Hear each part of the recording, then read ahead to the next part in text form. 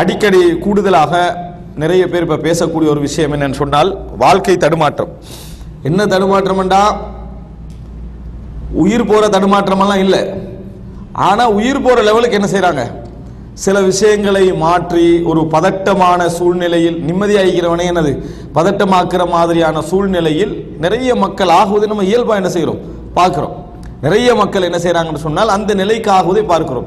சிலருக்கு என்ன செய்யணும்னு சொன்னால் ஒரு டிஃப்ரெண்ட்டான ஒரு விஷயம் வந்தால் அதை சும்மா பேசணும், அதை சாதாரணமாக எல்லாரோடையும் ஏதாவது பேசிக்கிட்டே இருக்கணும். சில பொழுதுகளில் இவன் முடிவெடுக்க மாட்டான், கேட்குறவன் முடிவு எடுத்துருவான். இவர் எந்த விதமான முடிவுக்கும் இவர் வரமாட்டார். ஆனால் கேட்குறவன் என்ன செஞ்சிருவான், முடிவெடுத்துருவான் என்பதை பார்க்கிறோம். பொதுவாகவே நம்ம வெளிநாட்டில் வேலை செய்யக்கூடிய மக்களை நம்ம பார்க்குறோம். புதுசாக ஒருத்தர் சவுதிக்கு இறங்குவார் அல்லது கத்தாருக்கு இறங்குவார், ஏதோ நாட்டுக்கு வேலைக்கு இறங்குவார். இறங்கின உடனேயே அந்த ஒரு 3-4 வருஷம் ஆகிக்கிறான் தானே, அவனுக்கு பல கவலைகள் இருக்கும். அவன் அதை எல்லாத்தையும் யார்கிட்ட கொட்டுறதுன்னா புதுசாக இறங்கினவன்ட்டு என்ன செய்யறது, இங்கே எல்லாம் நாடு நம்ம இப்படி வாழ்கிற மாதிரி இல்லை, நாட்டில் ஒரு சாதாரண ஒரு பருப்பு கறியோடு வாழ்கிறதுனால அவன் ஏற்கனவே வேதனையில் தான் இருப்பான், ஹோம் சிக்லாம் இருப்பான்.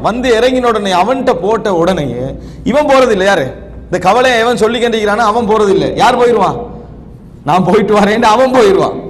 இந்த மாதிரியான நிலையில நாம் என்ன செய்கிறோம், நிறைய பேரை பார்க்கிறோம். நம்ம யார்கிட்ட பேசுகிறோம், எவன்கிட்ட பேசுகிறோம், ஏன் பேசுகிறோம் என்ற எந்த சிந்தனைகளும் இல்லாமல் இருக்கக்கூடிய மக்களை நம்ம நிறைய என்ன செய்கிறோம், பார்க்கத்தான் செய்கிறோம்.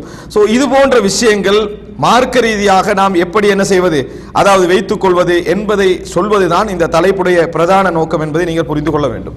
அன்புள்ள சகோதரர்களே, மார்க்கத்தை பொறுத்த வரைக்கும் எப்பொழுதுமே எமது உணர்வுகளை சரியான முறையில் வழிநடத்தக்கூடிய ஒன்று. அல்லாஹு தாலா தான் இந்த சோதனையெல்லாம் உலகத்தில் எந்த விதமான சோதனை தந்தாலும் யார் தாரது, அது அல்லாஹு தாலா தருவது. அல்லாஹு தாலா சோதனை தருவதெல்லாம் ஒரே ஒரு விஷயத்திற்காக மட்டும்தான், எமது தீனை சோதிப்பதற்கு. அவ்வளவுதான்.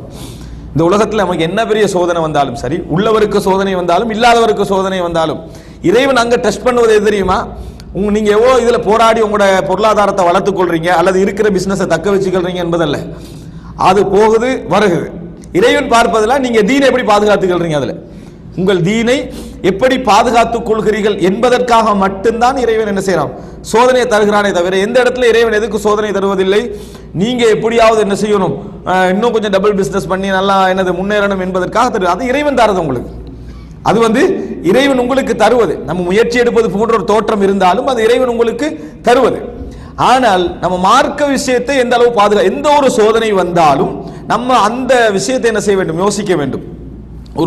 அதாவது உமர் ரலியல்லாஹு அன்ஹு அவர்கள் சொல்கிறார்கள், எனக்கு எந்த ஒரு சோதனை வந்தாலும் சரி நான் அல்லாஹ்வை என்ன செய்வேன், புகழ்வேன் 4 விஷயத்துக்காக. அதுல பிரதானமாக ஒன்று சொல்றாரு என்னன்னா, என்னது அதாவது இன்னஹாலம் தகுன் ஃபீ தீனி, அந்த சோதனை என்ற மார்க்கத்தில் அமையல பாருங்க, அதனால நான் அல்லாஹ்வுக்கு என்ன செய்வேன், நன்றி செலுத்துவேன். இதைவிட பெரிய சோதனை இறைவன் தரல, அதனால நான் என்ன செய்வேன், நன்றி செலுத்துவேன் என்று சொல்லி உமர் ரலியல்லாஹு அன்ஹு அவங்க என்ன செய்றாங்க, ஒரு 4 விஷயத்தை சொல்றாங்க. அதுல பிரதானமா என்ன சொல்றாங்கன்னா, இந்த மார்க்கம் சோதிக்கப்படுற மாதிரி அல்லாஹ் ஆக்கலையே. மார்க்கம் சோதிக்கப்படுற மாதிரி என்ன, சில சோதனைகள் வரும் நம்ம தொலைலாம் போயிடும், சில சோதனைகள் வரும் நம்ம ஹராம்ல விழுகிற லெவலுக்கு என்ன செஞ்சிடும் ஆகிரும், சில சோதனை வரும் நான் வட்டி எடுக்கிற சிச்சுவேஷனுக்கு என்ன செஞ்சிடும் வந்துடும், வரக்கூடாது வந்துடும். ஆனா இந்த மாதிரியான ஒரு சோதனையாக அது இல்லையே, அதனால நான் என்ன செய்றேன், சந்தோஷப்படுகிறேன்.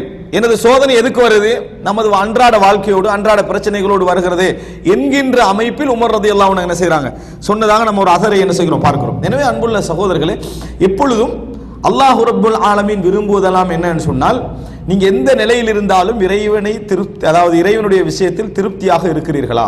அர்ரிதா பிமா கஸமஹுல்லாஹு லக், அல்லாஹ் தஆலா எங்களுக்கு எதை விதித்தானோ அதில் நாம் திருப்திப்படுகிறோமா, அதில் நாம் திருப்திப்படுகிறோமா என்பதுதான்.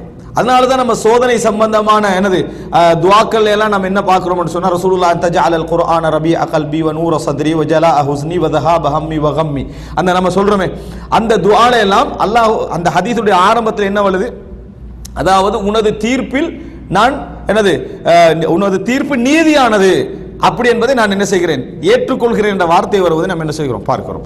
அன்புள்ள சகோதரர்களே, எனவே நம்ம எந்த ஒரு விஷயமாக இருந்தாலும் இன்னொரு அம்சம் என்னன்னா, சோதனையே இல்லாத ஒன்றை கூட சைத்தான் என்ன செய்வான், பெரிய ஒரு சோதனையாக காட்டுவான். அது சோதனையாகவே இருக்காது, ஆனா அது ஒரு அதாவது சோதனையாக சைத்தான் என்ன செய்வான் காட்டுவான். ஒரு பெரிய பிரச்சனையாகவே அது இருக்காது, ஆனா ஒரு பிரச்சனையாக காட்டுவான். உண்மையிலேயே இந்த உலகத்துல அல்லாஹு தஆலா ஒரு பூமியில நம்மளுக்கு வாழ்றதுக்கு இடம் தரது இருக்குது, அது பெரிய நியமத். இப்போ நமக்கு பிரச்சனை நம்ம கிட்டத்தட்ட டுவல் சிட்டிசன் மாதிரி வழங்கிட்டா, நம்ம இங்கே இங்கே இருக்கலாம், இங்கே ஏதாவது பிரச்சனைன்னா அவனே அனுப்பாட்டி நம்ம போக தான் போகிறோம்.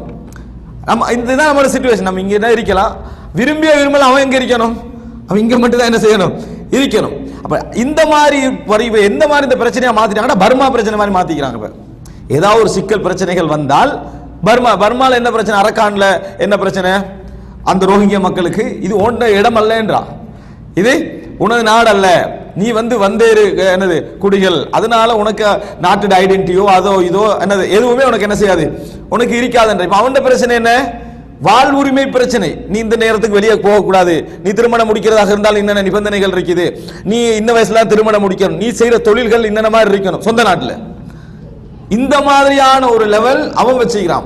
இப்ப பிரச்சனை என்றா அதான் பிரச்சனை. உண்மையிலே பிரச்சனை என்ன, அதுதான் ஒரு மனிதனுக்கு பிரச்சனை என்பது. பிரச்சனையே இல்லாத சில விஷயங்கள், அதாவது இது எப்படி நம்ம பிரச்சனையை நினைக்கிறோம்னு சொன்னால் 5000 ரியால் கிடைக்கிறவனுக்கு 4000 ஆகிற மாதிரி இருக்கு. இது என்ன பிரச்சனை, சில பிரச்சனைகள் இருக்கு. என்னன்னா அல்லாஹ் நிறைய தந்திருப்பான், அல்லாஹ் நிறைய தந்திருப்பான். கொஞ்சம் எடுத்தோடனே சுப்ஹானல்லாஹ், இப்ப சஹாபாக்களுக்கு பட்ட சோதனை நம்மளுக்கு என்ன செய்யுது வருது என்ற மாதிரி சோதனையே இல்லாத சில விஷயங்களை நமக்காக என்ன செய்யறோம், சோதனைகளா நம்ம மாற்றிக் கொள்கிறோம். உண்மையிலேயே பிரச்சனை என்று ஒருவன் இஸ்லாம் யாசகம் கேட்கலாம், ஒத்துட்டு போய் என்ன செய்யலாம், அதாவது ஃப்ரீயா ஏதாவது ஒன்று கேட்கறதாக இருந்தால் இஸ்லாம் சில நிபந்தனைகள் வைக்குது. அந்த நிபந்தனைகள் பிரதானமான நிபந்தனை என்ன, உனக்கு வாழ்றதுக்கு இடம் இல்லை, உனக்கு இருக்கிறதுக்கு ஒரு இடம் இல்லை. இது உண்மையிலே பிரச்சனை. மாளிகை இல்லை இல்ல, இருக்கிறதுக்கு இடம் என்னது இல்லை, இது ஒரு பிரச்சனை. உனக்கு அன்றாடம் உண்பதற்கு வழி என்ன இல்லை, இது ஒரு பிரச்சனை. உனக்கு ஆரோக்கியம் இல்லை, நோயில இருக்கிறாய், நீ மருந்து இதோட என்ன செய்யணும், இந்த மாதிரி வாழணும். அப்ப உண்ண உணவில்லை, இருக்க இடமில்லை, குடிக்க நீர் இல்லை என்றா இதுதான் ஒரு மனிதனுடைய அடிப்படையான பிரச்சனைன்னு சொல்லலாம். அல்லது இன்னும் சொல்ல போனா ஒரு அடிப்படையான கல்வி, ஒரு குர்ஆன் ஓதிக்கவோ ஒரு எழுத்த படிக்கவோ நமக்கு ஒரு வசதி இல்லை என்றால் இதுதான் பிரச்சனை என்பது. இவைகளை தாண்டி வரக்கூடிய எல்லா விஷயங்கள்லையும் ஒரு முஃமின் எப்படி இருக்கணும் என்று சொன்னால், எனக்கு உலகமாக சோதனை வந்துட்ட மாதிரி என்ன செய்யக்கூடாது, இருக்கக்கூடாது. இந்த பிரச்சனைகள்ல இஸ்லாம் நிறைய எங்களுக்கு இந்த நான் சொன்ன அடிப்படையான பிரச்சனைகள் இருக்குது. இந்த பிரச்சனைகள் இஸ்லாம் நிறைய வழிகாட்டி இருக்குது. அடிப்படையான பிரச்சனை விஷயங்கள் இஸ்லாம் நிறைய வழிகாட்டு. அப்ப என்ன செய்யணும், அதுக்கு சமூக ரீதியான கடமைகளை வச்சு, இஸ்லாம் ஜக்காத்தை வச்சு, சதகா வச்சு, கஃபாராக்களை வச்சு, பரிகாரங்களை வச்சு, சமூக ரீதியான கடமைகள் இஸ்லாம் நிர்பந்திச்சு வச்சுக்கோங்க, அந்த இடம் போகக்கூடாது என்பதற்காக. அதுக்கு மேலாக வரக்கூடிய அவையெல்லாம் சோதனைகள் தான், சின்ன சின்ன விஷயங்களாக இருந்தாலும் சோதனைகள் தான். ஆனால் நம்ம எந்த அளவுக்கு ஒரு சோதனையை பார்க்கிறோமோ அந்த அளவுக்கு இறைவனை பற்றி அந்த நம்பிக்கை நம்மளுக்கு என்ன செய்யும், குறையும், திருப்தி குறையும். ரசூலுல்லாஹி ஸல்லல்லாஹு அலைஹி வஸல்லம் ஏன் சொன்னார்கள், மேல் உள்ளவர்களை பார்க்க வேண்டாம், கீழே உள்ளவங்களை என்ன செய்ய பாருங்க. அது காரணம் ذلك أجدر ألا تزدري نعمة الله عليك, அல்லாஹ் உங்களுக்கு தந்த நியமத்தை குறைத்து பார்க்காமல் இருக்க அதான் என்னது பொருத்தமானது அப்படி என்று அதாவது ரசூல் ஸல்லல்லாஹு அலைஹி வஸல்லம் சொல்றாங்க. என்ன காரணம், நம்ம மேலுக்கு பார்த்தோம் என்று சொன்னா இயல்புல என்ன செய்யும்னா நமது நிலையை திருப்தி வராது, நமது நிலையை திருப்தி வராது, நம்ம மேலுக்கு பார்த்துக்கிட்டு இருக்கிறோம். அன்புள்ள சகோதரர்களே, எனவே இது நான் ஒரு அடிப்படையை நீங்க எடுத்துக்கணும் மனதுல. சில விஷயங்களை பொறுத்த வரைக்கும் வாழ்க்கையில் அது உண்மையிலே பிரச்சனை அல்ல, அது ஒரு சோதனை அல்ல. ஆனா நம்ம இருக்கிற ஸ்டேட்டஸுக்கு அது சோதனை. நாங்க அல்லாஹ் நிறைய தந்தா பாருங்க, அந்த நிறைய தந்துட்டு இருக்கிற இடத்திற்கு அது சோதனை. ஒரு குடும்பத்துக்கு நீங்க செலவழிச்சிட்டு வாரீங்க, மாதம் 20,000 15,000 10,000 கொடுத்துட்டு வாரீங்க, திடீர்னு 5,000 ஆக்கினா அந்த குடும்பம் அதை எப்படி பார்க்கும், ஒரு பெரிய சோதனை வந்த மாதிரி தான் என்ன செய்வாங்க. ஆனா நீங்க கொடுக்குறீங்க, இன்னும் என்ன செய்றீங்க, கொடுக்குறீங்க. ஆனா அந்த அந்த லிமிட் என்ன செஞ்சுக்கிறீங்க, குறைச்சிங்களா, அது ஒரு சோதனையா பார்க்கும். இது மாதிரி வாழ்க்கையில சில விஷயங்கள் நமக்கு வரும். அல்லாஹ் தஆலா நிறைய தந்ததை கொஞ்சம் என்ன செய்வான், சுருக்குவான். சுருக்கின உடனே நம்ம எப்படி இதை யோசிக்க கூடாதுண்டா, இனி எப்படிரா தொழுகிறது, இனி எப்படிரா நோன்பு வைக்கிறது, எப்படிரா நீ அதான் சொல்றது, நீ அவ்வளவுதான் வாழ்க்கையை முடிஞ்சு போக வேண்டியதான் கபருக்குன்ற மாதிரி எல்லாம் என்ன செய்யக்கூடாது. இந்த மாதிரியான சைத்தான் தரக்கூடிய அந்த சிந்தனைகளை நம்ம இன்றைக்கு என்ன செய்யக்கூடாது, உள்வாங்க கூடாது. சுப்ஹானல்லாஹ், அல்லாஹ் ரப்புல் ஆலமீனுடைய பூமி விசாலமானது என்று அல்லாஹ் தஆலா யாருக்கு சொல்றானா, மக்காவிலிருந்து விரட்டப்பட்டு முஹாஜிர்களுக்கு அல்லாஹ் என்ன செய்றான், சொல்லி காட்டுகிறான். எனவே எப்பொழுதும் சோதனை பெரிய சோதனையாகவே இல்லாத ஒரு விஷயத்தை கொண்டு போய் என்ன செஞ்சிடக்கூடாது, நாங்கள் அதை அலட்டி இறைவனுடைய அதாவது இறைவன் உண்ட நம்மளுக்கு எத்தனையோ விஷயங்களை இறைவன் அதற்காக வேண்டிய கதிரில நிறைய வச்சிருப்பான். நம்ம படுற அவசரம் இருக்குது, அது அர்த்தம் நம்ம இறைவன் மீது நம்பிக்கை இழக்கிறோம், இறைவன் மீது நம்பிக்கை இழக்கிறோம். எனவே சோதனைகளை பெரிதுபடுத்தி பார்ப்பது என்பது ஷைத்தானுடைய வேலை, சோதனைகளை சிறியதாகி பார்ப்பது என்பது ஒரு முஃமினுடைய வேலையாக இருக்கு.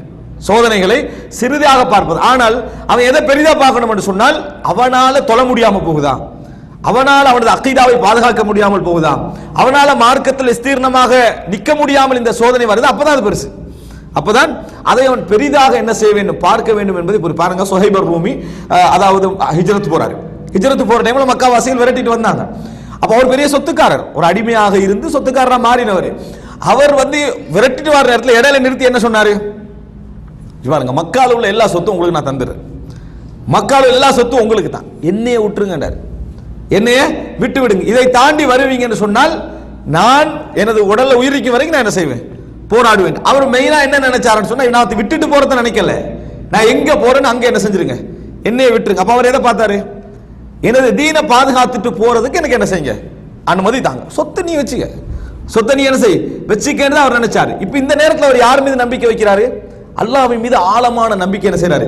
வைக்கிறாரு. அல்லாஹ் ரப்பல் ஆலமீன் அதை விட பன்மடங்கு என்ன செய்யறான்? கொடுக்கிறான் என்பதை நம்ம என்ன செய்கிறோம்? பார்க்கிறோம். எனவே இரண்டு விஷயங்கள் நம்ம தெரியணும். ஒன்று, சோதனை இல்லாத விஷயங்களை சோதனையாக காட்டக்கூடிய சோதனை தான். பெரிய சோதனை இல்லாத விஷயங்களை, அதாவது அது பெரிய ஒரு சோதனை மாதிரி, உலகமாக சோதனை மாதிரி காட்டக்கூடிய வேலை யார் செய்வான்னு சொன்னால் ஷைத்தான் என்ன செய்வான். அதை நம்ம கவனமாக இருக்கணும். உண்மையிலே இது பிரச்சனையா, எப்ப பிரச்சனை, ஏன் பிரச்சனை, இதை எப்படி நம்ம அணுகணும் என்றதை நம்ம என்ன செய்யணும்? யோசிக்கணும், நம்ம சிந்தித்துக் கொள்ள வேண்டும். எல்லாரும் சொல்றது அப்படியே வழி முடிஞ்சு போய்கிட்டே என்ன செய்யக்கூடாது? இருக்கக்கூடாது. இரண்டாவது விஷயம், உன தீன் பாதுகாக்கப்பட்டுதான் அல்ஹம்துலில்லாஹ் சொல்லிடும். அதுல உனக்கு தீனுக்கு எந்த சோதனையும் என்ன இல்லை என்று சொன்னால் நம்ம சொல்ல வேண்டிய மிகப்பெரிய ஒரு வார்த்தையாக தெரிவிக்கணும், அல்ஹம்துலில்லாஹ். ஏன் அது இன்னஹாலம் தக்குன் ஃபீ தீனி, எனது மார்க்கத்தில் ஒரு சோதனையாக அது இருக்கவில்லை என்கின்ற ஒரு பாரிய திருப்தி ஒருவருக்கு என்ன செய்ய வேண்டும்? வர வேண்டும். இது நாம் அடிப்படையாக இறைவனது விஷயத்திலே நாம் இருந்து, அதாவது பட வேண்டிய ஒரு திருப்தி இது.